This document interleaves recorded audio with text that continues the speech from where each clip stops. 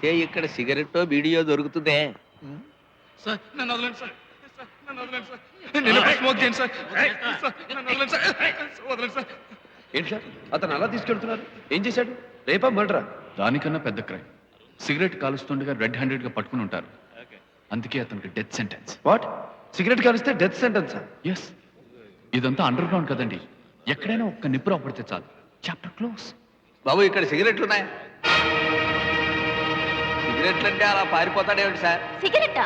మేడమా, అదే సిగరెట్ అంటే మేడం పొగాకు ఫర్ స్మోకింగ్. ఆ మాట అంటే ఇక్కడ మరణ శిక్ష. మరణ శిక్ష? No no no. అరే ఎక్కడికి వెళ్ళినట్టు? మనతోనే వస్తున్నాడు. దారి తప్పిపోయినట్టున్నాడు. అసలే ఈ కాలానికి కొత్త.